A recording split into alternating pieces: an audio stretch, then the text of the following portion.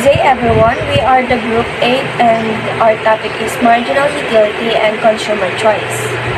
In economics, it is the additional fulfillment or advantage that a consumer determines from buying an extra item of a product or service. The concept infers that the utility or advantage to a consumer of an extra item of a product he as of now claims. Economists utilize the thought of marginal utility to gauge how fulfillment levels influence customer choices. Economists have also recognized a concept known as the law of diminishing marginal utility. It depicts how the primary unit of utilization of a good or benefit carries more utility than afterward units.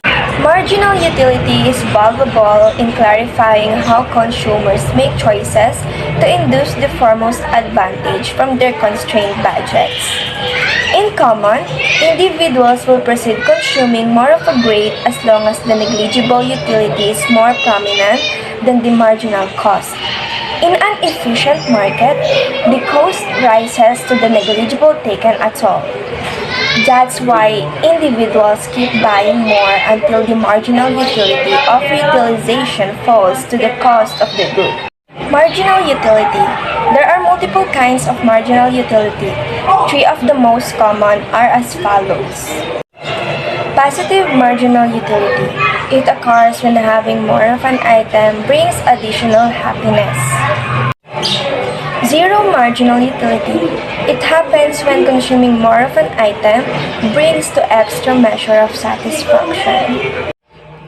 Negative marginal utility is where you have too much of an item, so consuming more is actually harmful. Here are the examples on each kind of marginal utility. The first one is in positive marginal utility. Assume you like eating a slice of cake, but a second slice will bring you a few additional satisfaction. At that point, your marginal utility from consuming cake is positive. In zero marginal utility, you might feel reasonably full after two slices of cake and wouldn't feel any better after having a third slice of cake. In this case, your marginal utility from eating cake is zero. In negative marginal utility, for instance, the fourth slice of cake might indeed make you feel unwell after eating 3 pieces of cake. History of marginal utility. The concept of marginal utility was created by economists who were attempting to clarify the economic reality of cost, which they believed was driven by a product's utility. Within the 18th century, Adam Smith, who is an economist, examined what is known as the paradox of water and diamonds. This paradox states that water has distant less value than diamonds. Indeed, in spite of the fact that water is crucial to human life. Smith focuses out that things we utilize each day frequently have small or no value in exchange. On the other hand, things that regularly have the most prominent value in the market have small or no practical use. There's plenty of water in most parts of the world, which implies that as consumers, we more than often than not have a low marginal utility for the water in a normal circumstance. We aren't willing to pay a lot of money for one more drink of water.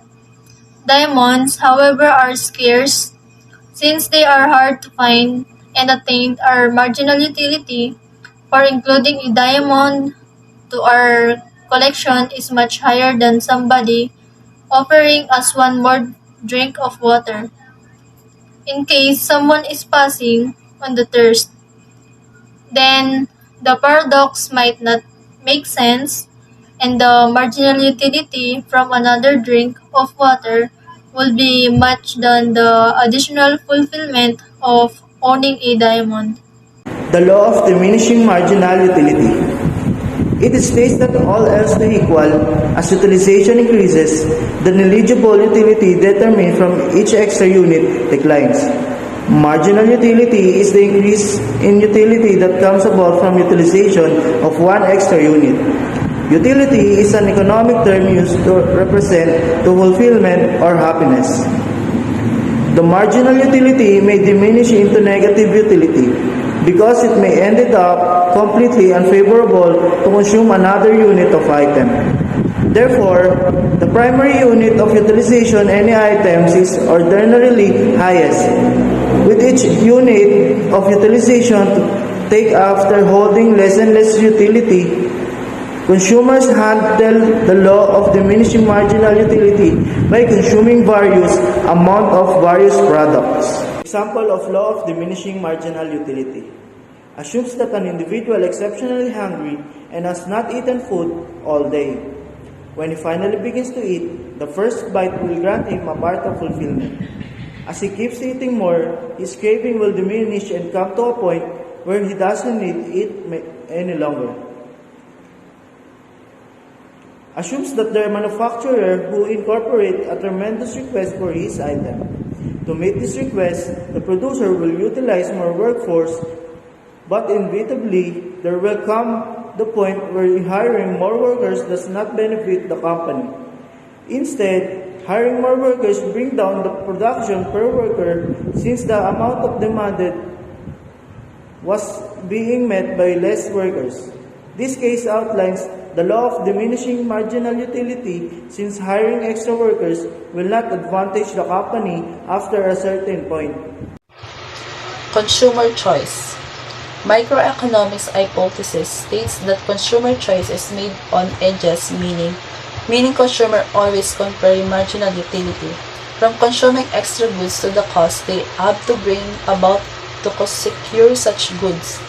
A consumer buys goods as long as the marginal utility for extra units surpasses its cost. A consumer stops consuming extra goods as soon as the cost surpasses the marginal utility. Consumer is one who demanded for products and service. What are the three main characteristics of demand? Has one who chooses desire and surplus the goods. Consumer have the power or the command to dictate what is to be produced in the market. Such power is known as a consumer sovereignty. As demand comes from consumers, an increase in demand generally results to the increase in supply as a consumer chooses bring more profit to seller. Anything that satisfies the needs, wants, and desire of consumer in exchange for something with value are known as goods. There are several classifications of goods depending upon their characterizations and relations to consumer. In economics, there are two basic types of goods: the tangible economics product or simple products, which all physically and concentrate goods brought by consumer to satisfy their longings, and the intangible economics activities or simple known as a service, which all are undertaking or pursued to fulfill consumer in exchange for money or other things with value. Consumer choice theory may be a speculations why people buy things. Simply it says that consumer just selected to purchase things that deliver them the most satisfactions whereas keeping inside their budget. The consumer choice a combination of good that will maximize the satisfactions they can achieve given the limited budget available to them. At the heart of this theory are the three perceptions about human nature. The first perception is the one once the consumer shop, they choose to purchase things based on the calculated choice approximated that will make them happiest. In economic language, can be known as a utility maximizations. The second, the theory expects that no matter how much consumers shop, they will never totally fulfill. In other words, they continuously be happier, consuming a little bit more. This is known as the guideline of non-station. Third, in spite of the facts that daily continuously set more happiness from more consumptions, the amount of satisfactions they get from each good decrease with the more they consume. So if the consumer eat two ice creams instead of one, they get more happiness. But the second ice cream would be as satisfying as the first one. This is known as a decreasing marginal utility.